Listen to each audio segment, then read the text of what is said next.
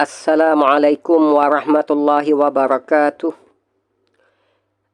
Alhamdulillahi rabbil alamin. Wassalatu wassalamu ala sayyidil mursalin wa khataman nabiyyin Muhammadin wa alihi wa sahbihi ajma'in wa man tabi'ahum bi ihsanin wa da'a bida'watihim ila yaumiddin. Amma ba'd. A'udzu billahi minasyaitonir rajim. Bismillahirrahmanirrahim. Allahumma aftah alaina hikmataka wanshur alaina min khazaini rahmatika ya arhamar rahimin. Allahumma rabbi shrah li sadri wa yassir li amri wahlul 'uqdatam min lisani yafqahu qawli. Allahumma rabbi yassir wa la tu'assir wa tammim bil khair wa bika nasta'in. Allahumma zidna ilma. Ya Allah ya Tuhan kami, tambahkanlah bagi kami ilmu yang bermanfaat. Warzuqna fahma, dan rezekikanlah kepada kami kefahaman yang tepat mengenai agamamu. Allahumma nawwir qulubana bitilawatil Qur'an. Ya Allah ya Tuhan kami, sinarilah hati-hati kami dengan cahaya pembacaan Al-Quran. Apa khabar ibu bapa, saudara-saudari, adik kakak, muslimin muslimat, mukminin mukminat, para penonton channel YouTube Tahsin Q yang sentiasa insya-Allah dalam rahmat dan kasih sayang Allah Subhanahu wa taala sekalian. Semoga menjelang tibanya Ramadan Al-Mubarak, bulan suci, bulan penuh keutamaan bagi tahun 2025 yang insya-Allah akan menjelang tiba menemui kita dalam lebih kurang 12-13 hari lagi dari sekarang, iaitu mungkin pada 2 Mac 2025 nanti. Besarlah harapan kita, semoga Allah Subhanahu wa taala berkenan mengurniakan kita dengan kesihatan yang baik,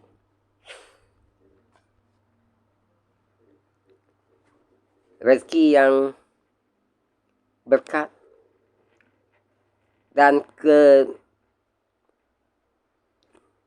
kelapangan masa agar dapatlah kita dengan izin dan limpah kurnia Allah Subhanahu wa taala, kesian belas Allah Subhanahu kepada kita, dapatlah kita memperbanyakkan, memperelokkan, memperlipat gandakan amal ibadat kita kepada Allah Subhanahu wa taala, dari segi ibadatnya, solatnya, tilawatil Qurannya, memahami kandungan Al-Quran melalui terjemahan dan tafsirnya dan seumpamanya.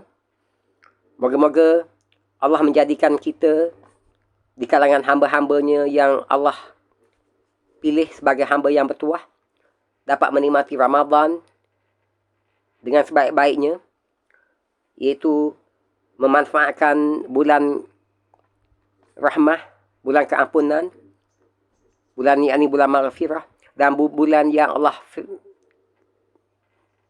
dan Rasulnya katakan sebagai itqun minan nar, bulan di mana Allah merdekakan, bebaskan para hambanya yang beriman dan beramal soleh, yang amat-amat bertuah daripada azab api nerakanya. Lebih lagi di 10 hari terakhir di bulan Ramadan yang bakal tiba insya-Allah. Semoga kita Allah berikan kesempatan, dipanjangkan usia sehingga dapat lagi bertemu Ramadan yang mengunjungi kita setahun sekali, dan dapatlah kita mengambil faedah yang sebanyak-banyaknya untuk kebaikan dunia dan kebaikan akhirat kita insya-Allah. Alhamdulillah, dengan limpah kurnia dan kasih sayang Allah Subhanahu wa taala, masih Allah izinkan kita untuk sama-sama kita mengikuti sesi perkongsian bacaan kitab Al-Fiqh Al-Manhaji ala Al-Mazhab Al-Imam Asy-Syafi'i yang sedang kita ikuti dan kita kongsikan pembacaannya dari masa ke semasa di channel YouTube Tahsin Q insya-Allah. Okey.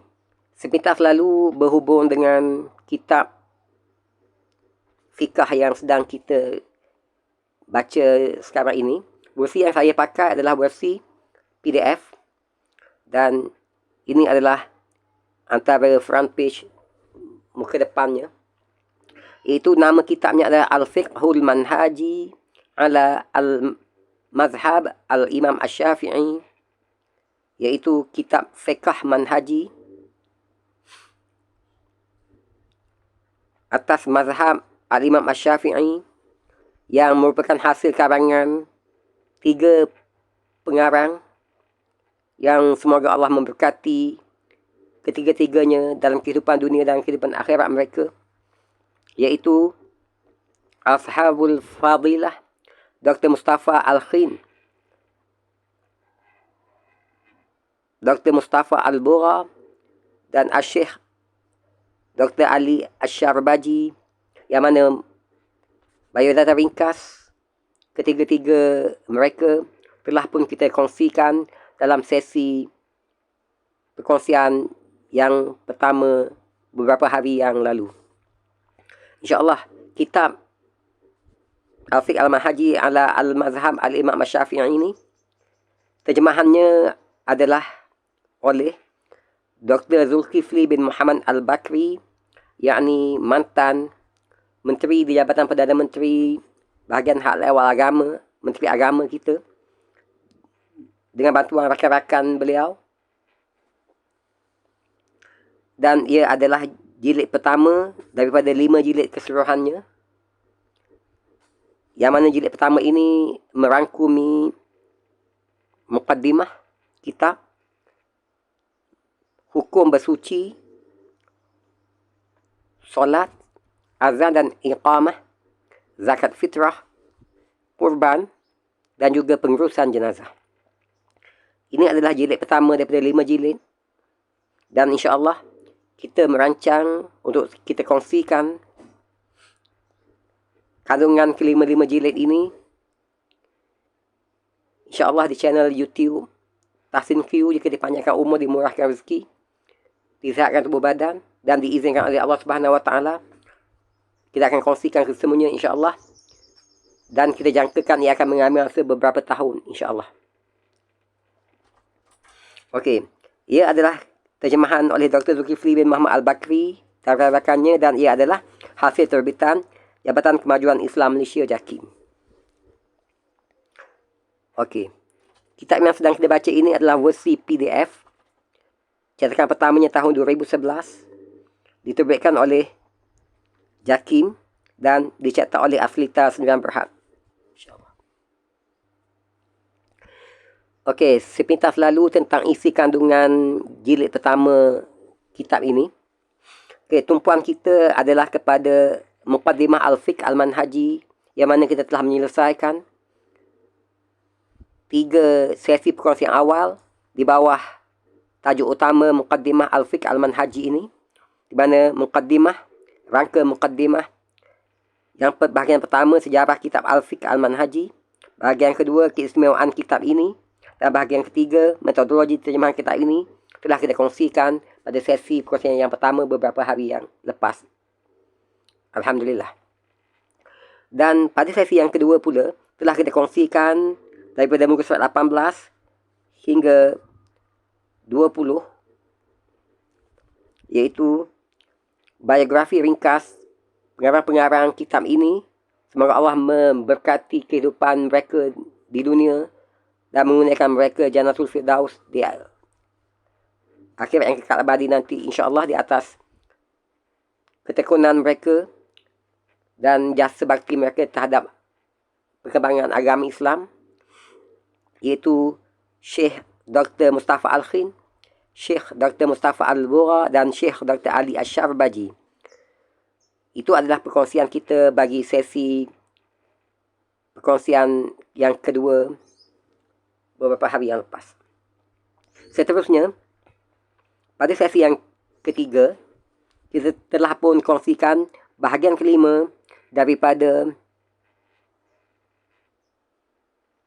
Muqaddimah Al-Fiqh Al-Manhaji, iaitu biografi Imam Asy-Syafi'i serta fiqhnya bermula daripada muka surat 21 dan kita bahagikan kepada 3 sesi.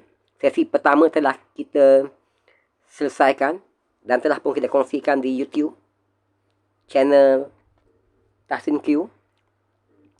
Manakala ini adalah sesi kedua bagi perkongsian bahagian kelima daripada muqaddimah, yakni biografi Islam Imam Asy-Syafi'i serta fiqhnya, yakni perkongsian yang kedua daripada yang ketiga, insya-Allah, bermula daripada muka surat 21.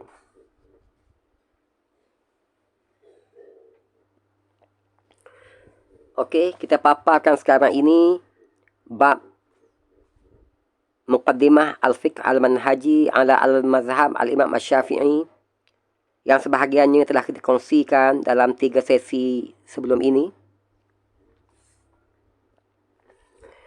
Dan sekarang ini kita masih lagi berada di bawah bahagian kelima daripada Muqaddimah kitab, iaitu biografi Imam Asy-Syafi'i serta fiqhnya. Biografi Imam Asy-Syafi'i serta fiqhnya, yang mana kita pecahkan kepada 3 sesi perkongsian disebabkan ianya agak panjang dan kita bertujuan untuk menghadkan kepanjangan sesuatu perkongsian kita itu untuk memudahkan kita mengikutinya dengan baik.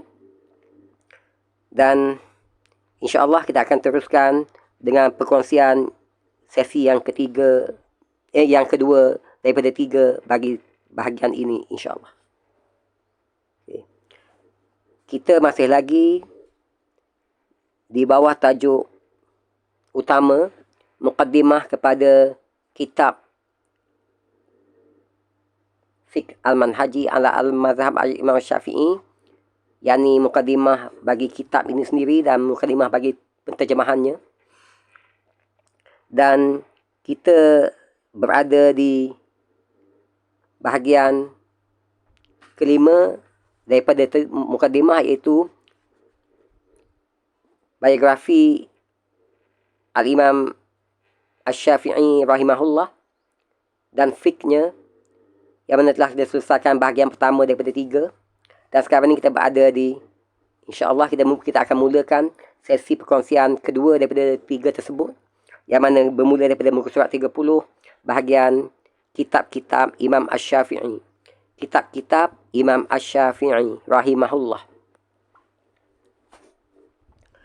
Imam Asy-Syafi'i banyak menyusun dan mengarang kitab-kitab. Mengikut sebahagian ahli sejarah bahawa beliau rahimahullah menyusun 13 buah kitab di dalam beberapa bidang ilmu pengetahuan seperti ilmu fiqh, tafsir, usul dan sastra, yakni al-adab, serta yang lain-lainnya. Antara kitab Imam Asy-Syafi'i yang lain adalah Ar-Risalah, yang membicarakan tentang ilmu usul fiqh. Beliau menyusun kitab Ar-Risalah sebagai memenuhi permintaan Abdul Rahman bin Al-Mahdi rahimahullah, kerana beliau adalah imam bagi ahli hadis pada masa itu. Manusia dapat menerima dengan baik kitab ini dan berbagai-bagai pendapat manusia tentang kitab ini. Abdul Rahman bin Al-Mahdi Sa'in Al-Khattab rahimahullah memandang tinggi terhadap kitab Ar-Risalah ini. Seterusnya mereka yang ada pada masa itu serta yang selepasnya turut sama menghargainya.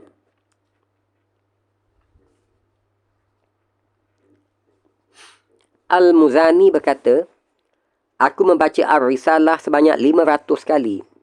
Setiap kali aku membacanya, aku dapati hukum-hukum yang baru." Beliau, yakni Al-Muzani, berkata lagi, "Aku membaca kitab Ar-Risalah sejak 50 tahun dahulu dan setiap kali aku membacanya, aku mendapat satu perkara yang baru." Kitab karangan Imam Asy-Syafi'i yang lain ialah kitab Al-Um. Al-Um adalah sebuah kitab yang luas dan tinggi bagi ilmu fiqh. Setengah ahli sejarah menafikan kitab Al-Um dikarang oleh Imam Asy-Syafi'i sendiri. Mereka berpendapat kitab Al-Um dikarang oleh Abi Ya'qub bin Al-Buwaiti rahimahullah. Sebagai buktinya, Abu Talib Al-Makki pernah menyebut di dalam kitabnya Qut al-Qulub. Ada yang mengatakan kitab adalah daripada Al-Buaiti. Beliau menyusun kitab yang dikatakan pada masa sekarang daripada Ar-Rabi' bin Sulaiman. Sebenarnya ia adalah himpunan daripada Al-Buaiti, tetapi beliau tidak menyebut namanya di dalam kitab dan diserahkan kitab itu kepada Ar-Rabi'. Ar-Rabi' menambah dan menyebarkannya kepada orang ramai untuk mengetahuinya. Semasa di Iraq, Imam Asy-Syafi'i menyusun kitabnya yang lama yang diberi nama Al-Hujjah. Kitab ini telah disahkan oleh 4 orang dari ulama yang besar, yakni Imam Ahmad bin Hanbal, Ibnu As-Sawr, Az-Za'faran dan Al-Karabisi. Antara kitabnya yang lain ialah Al-Wasaya Al-Kabirah, Ikhtilaf Ahli Iraq, Wasiyatu Asy-Syafi'i, Jami' Al-Ilm, Ibtal Al-Istihsan, Jami' Al-Mizan Al-Kabir, Jami' Al-Mizan Al-Saghir, Al-Amali, Mukhtasar Al-Rabi', Mukhtasar Al-Buaiti, Al-Imla', Ikhtilaf Al-Hadis, Al-Musnad, Mukhtasar Al-Kabir dan lain-lain lagi. Imam Asy-Syafi'i menyusun sebahagian dari kitab-kitabnya dan juga beliau menulisnya sendiri.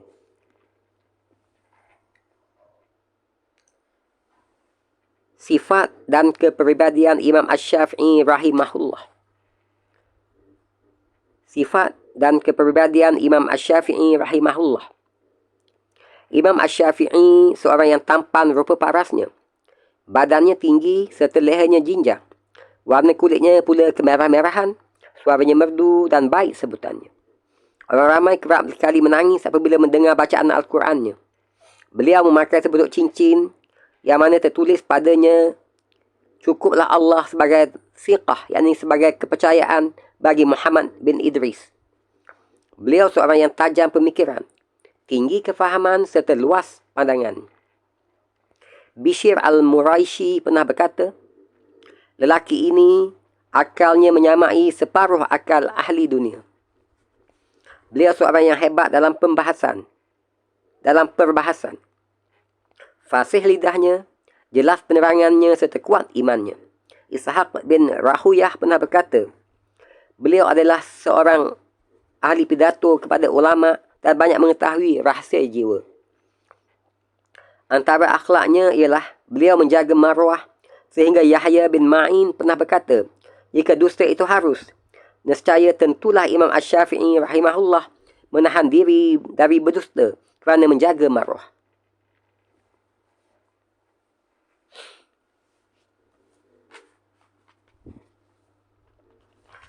Mutiara kata Imam Asy-Syafi'i. Mutiara kata ataupun kata-kata hikmah Al-Imam Asy-Syafi'i rahimahullah. Imam Asy-Syafi'i rahimahullah adalah seorang yang alim dalam bidang ilmu fiqh. Beliau juga terkenal dalam ilmu sastra bahasa Arab dan ilmu-ilmu lainnya. Beliau juga seorang yang bijak. Nasihat-nasihat beliau mendapat sambutan yang amat menggalakkan daripada orang ramai. Antara kata-kata dan nasihat Imam Asy-Syafi'i adalah seperti berikut. Pertama, belajarlah ilmu fiqh sebelum kamu menjadi ketua, dan apabila kamu menjadi ketua, maka tidak ada jalan lagi untuk belajar. Kedua, menuntut ilmu adalah lebih baik daripada solat sunat. Ketiga, keredaan manusia adalah suatu tuntutan yang tidak terhingga baiknya. Aku berkata sedemikian adalah semata-mata untuk memberi nasihat, bukanlah supaya terselamat manusia daripada satu jalan. Maka, hendaklah engkau melakukan apa yang berguna bagi dirimu. Jalankanlah perkara itu terlebih dahulu dan tinggalkanlah manusia dengan keadaannya. Kata-kata mutiara Imam Syafi'i yang keempat. Sesiapa yang benar dalam persaudaraan dengan sahabatnya akan ditutup kekurangan dan diampunkan kehinaannya. Kelima, sesiapa yang hendak kepada dunia, maka hendaklah ia mencari ilmu. Dan sesiapa yang berkehendak kepada akhirat, juga hendaklah ia mencari ilmu. Keenam, seseorang itu tidak akan berjaya di dalam menuntut ilmu, melainkan ia menuntut semasa dalam kemiskinan. Sesungguhnya, aku pernah meminta kertas, tetapi aku sukar untuk memperolehinya. Ketujuh, sesiapa yang menuntut ilmu, hendaklah ia mendalaminya. Tanpa keikhlasan, ilmu itu akan hilang. Kelapan, perhiasan ulama' ialah petunjuk, manakala pakaiannya pula baik akhlaknya, sementara kecantikan mereka ialah berjiwa mulia. Kesembilan, kemiskinan ulama' ialah kemiskinan ikhtiar, pilihan, manakala kemiskinan orang jahil ialah kemiskinan kesusahan. Kesepuluh, sesiapa yang mulia tanpa ketakwaan, maka ia bukanlah orang yang mulia. Kesebelas, sesiapa yang tamak haloba kepada dunia ini, dia akan menjadi hamba kepada ahli dunia.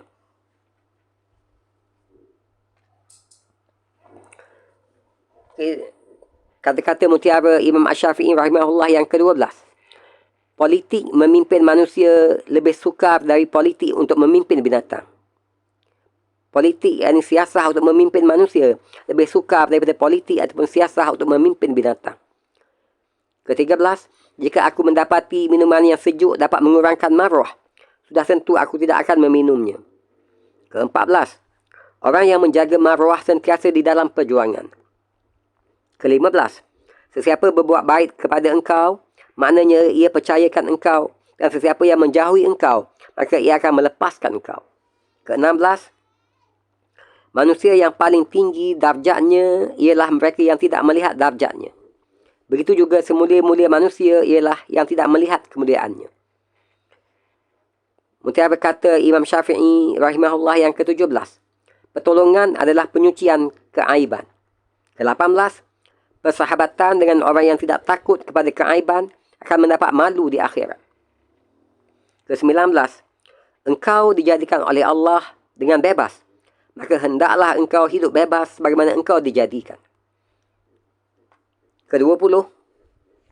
Sesiapa yang memegang jawatan qadi, sedangkan ia tidak dikehendaki, ia adalah seorang pencuri. Ke-21. Sesiapa mendengar dengan telinga, ia seorang pencerita. Dan sesiapa mendengar dengan hatinya, ia adalah orang yang sedar. Dan sesiapa yang memberi nasihat dengan perbuatan, ia adalah seorang penunjuk jalan. Ke-22. Apabila engkau tersalah membuat sesuatu kebaikan kepada orang yang bertakwa kepada Allah, maka engkau hendaklah berbuat baik kepada orang yang menjauhi keburukan. Demikianlah antara sebahagian kata-kata hikmah ataupun mutiara kata oleh Al-Imam Asy-Syafi'i rahimahullah, untuk sama-sama kita ambil iktibar dan jadikan pengajaran dan pedoman dalam hidup kita, insyaAllah. Seterusnya, keluarga Imam Asy-Syafi'i rahimahullah. Keluarga Imam Asy-Syafi'i rahimahullah. Dikatakan bahawa Al-Imam Asy-Syafi'i rahimahullah berkahwin dengan Hamidah binti Nafi' bin Ambasah bin Amr bin Uthman bin Affan. Daripada perkahwinan tersebut, beliau mempunyai 3 orang zuriat. Seorang putera dan 2 orang puteri. Nama-nama mereka ialah Abu Uthman Muhammad. Beliau adalah seorang qadi di Bandar Halab ataupun Aleppo, Syria. Manakala 2 orang puterinya pula bernama Fatimah dan Zainab. Penyakit dan kematian Al-Imam Asy-Syafi'i rahimahullah. Penyakit dan kematian Al-Imam Asy-Syafi'i rahimahullah.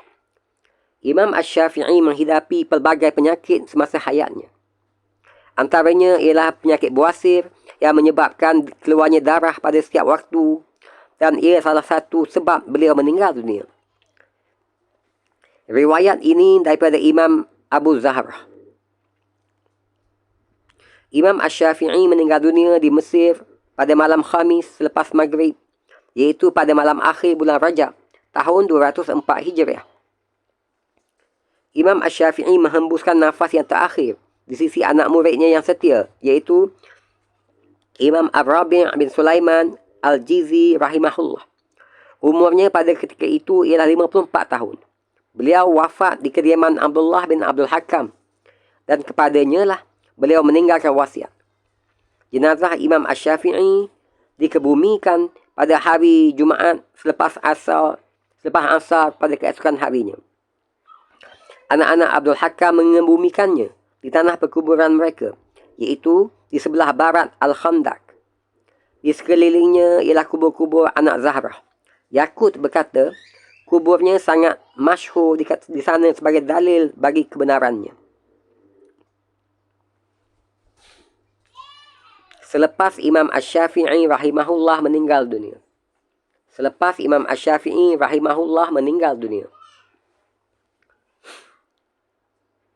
Ibnu Farhun menceritakan di dalam kitab Ad-Dibaj Al-Mazhab bahawa sekumpulan manusia duduk di dalam majlis ilmu Al-Imam Asy-Syafi'i selepas beliau meninggal dunia.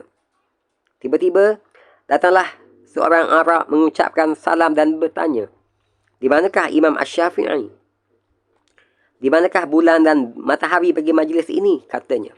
Mereka menjawab kepadanya, "Beliau telah meninggal dunia." Orang itu pun menangis dengan kuat dan berkata, "Semoga Allah mengasihani beliau dan mengampunkan dosa-dosanya." Katanya lagi, beliau adalah pembuka kepada pintu-pintu hujah yang tertutup, juga penutup lawannya dengan hujah yang terang. Beliau juga menyucikan air muka yang hitam. Seterusnya, beliau adalah pembuka pintu fikiran-fikiran yang tertutup rapat. Semoga Allah meridainya.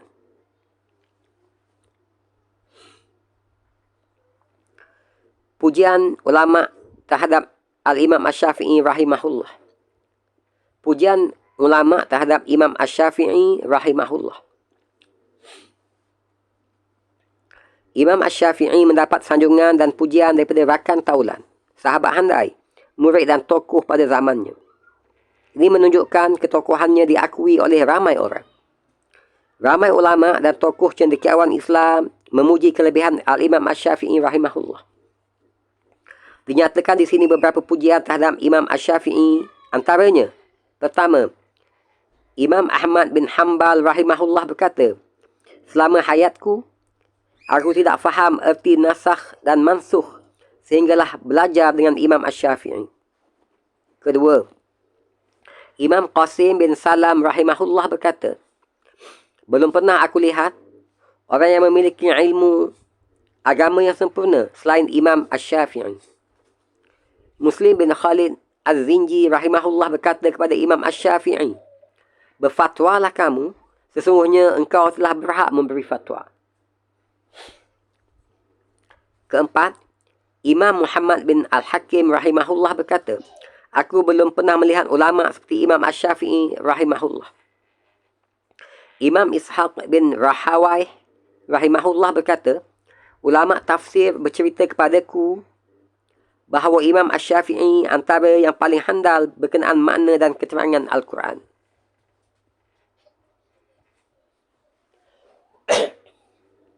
Keenam, Yunus bin Abdul Ala rahimahullah berkata, Imam Asy-Syafi'i tatkala tafsir Al-Quran seolah-olah beliau menyaksikan ayat Al-Quran itu diturunkan.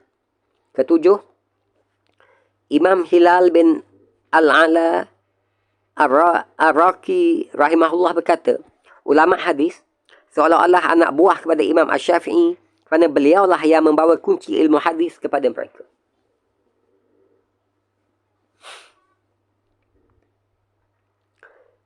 Kelapan, Imam Ar-Rabi' rahimahullah berkata, Imam Asy-Syafi'i sentiasa bangun malam beribadah hinggalah beliau meninggal dunia. Kesembilan, Imam Yahya bin Ma'in rahimahullah berkata, jika berbohong itu hukumnya harus, nescaya Imam Asy-Syafi'i tetap menahan dirinya dari berbohong kerana memelihara maruahnya. Kesepuluh, Imam Ar-Rabi' rahimahullah berkata, Imam Asy-Syafi'i rahimahullah adalah seorang yang fasih berbicara dan bahasanya menarik sekali. Kesebelas,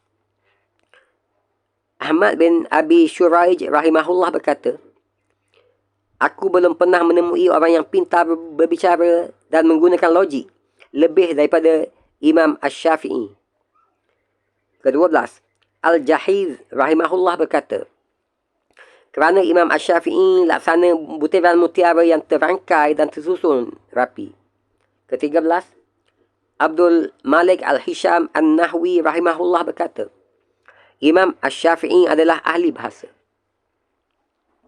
Ke-14, Sayyidah Nafisah rahimahullah berkata, semoga Allah melimpahi rahmatnya kepada Imam Asy-Syafi'i kerana beliau adalah seorang yang sentiasa membaikkan wuduknya.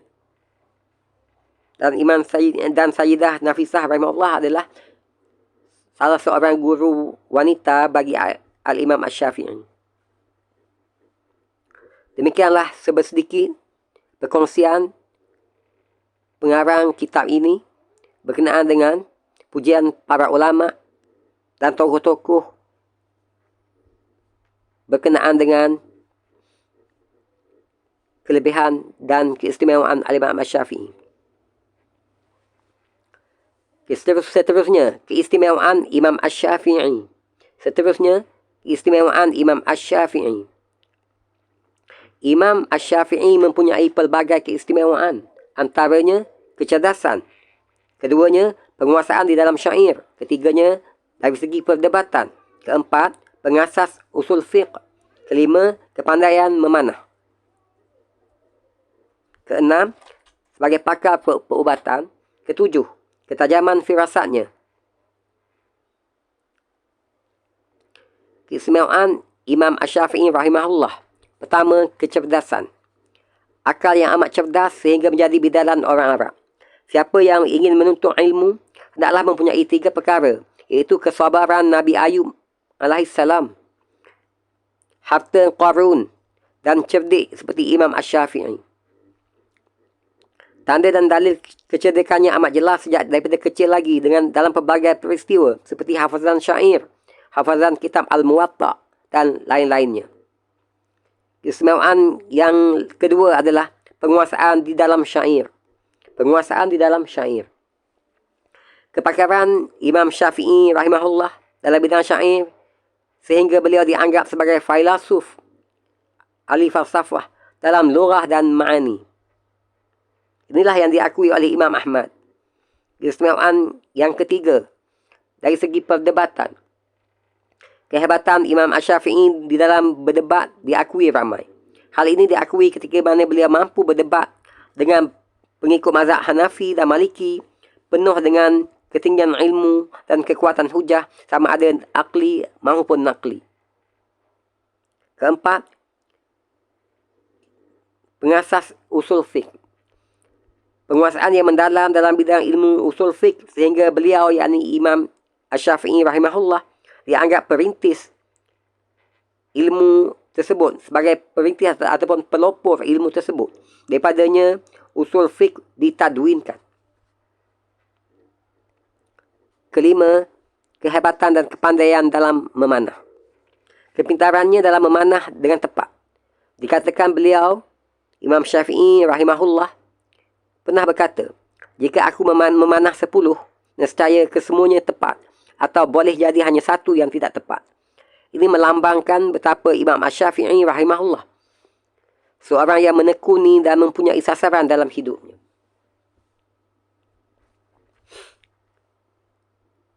Keistimewaan yang keenam, sebagai pakar perubatan. Seorang peramal perubatan yang cukup hebat. Guru kami, Fadilah Dr. Muhammad Mukhtar Asy-Syanqiti, dalam bukunya Ahkam Al-Jarahah At-Tibbiyah berkata, ketika mana Imam Asy-Syafi'i rahimahullah mengunjungi Mesir, pakar-pakar perubatan datang untuk berdebat dan berbincang berkenaan dengan isu perubatan dan akur tentang kehebatan ilmunya itu. Keistimewaan yang ketujuh, ketajaman firasatnya.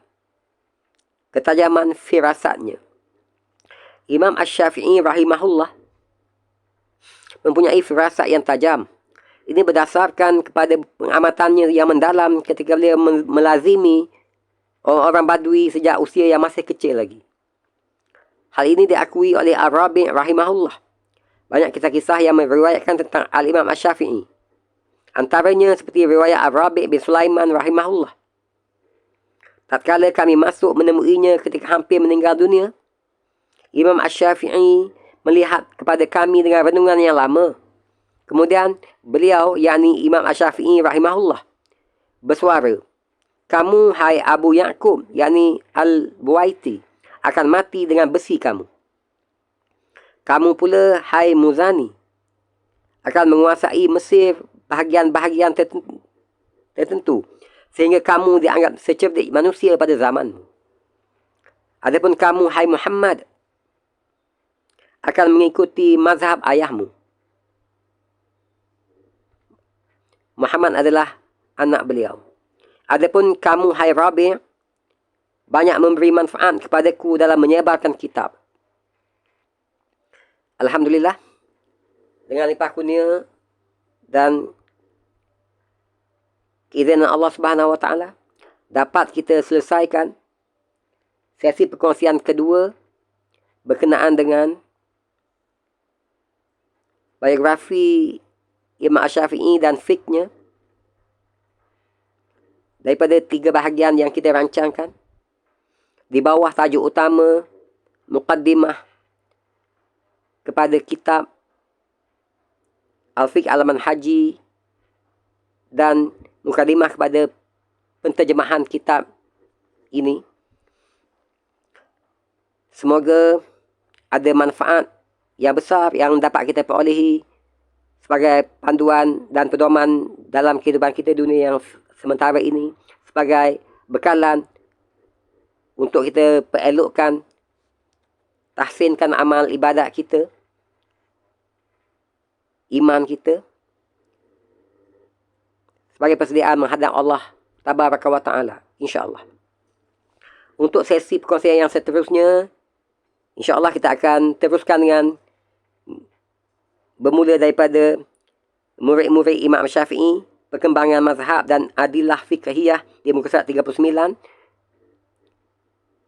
Dan insya-Allah kita akan selesaikan bahagian biografi Al-Imam Syafi'i dan fiqhnya pada sesi akan datang, insya-Allah.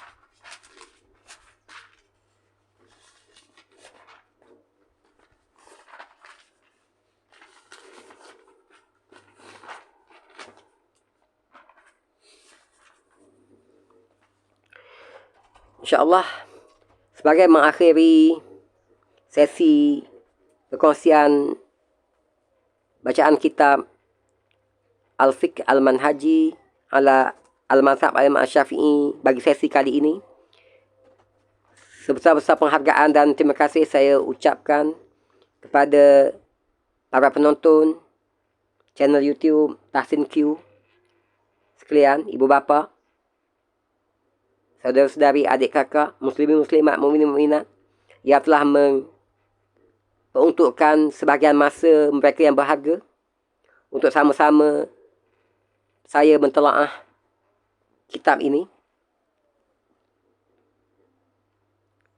Dan di atas tumpuan yang diberikan, semoga Allah Subhanahu Wa Taala menggunakan kita sebesar-besar manfaat untuk kehidupan dunia dan akhirat kita daripada hasil perkongsian ini, insya-Allah.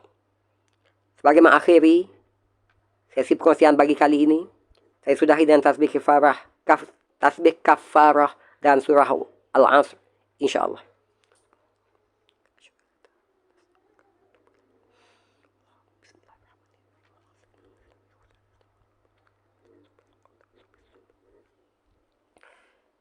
Wabillahi taufik wal hidayah. Wassalamualaikum warahmatullahi wabarakatuh. Sehingga bertemu lagi di sesi-sesi perkongsian yang seterusnya, jika dipanjangkan usia dan diizinkan oleh Allah Subhanahu Wa Taala. Assalamualaikum warahmatullahi wabarakatuh.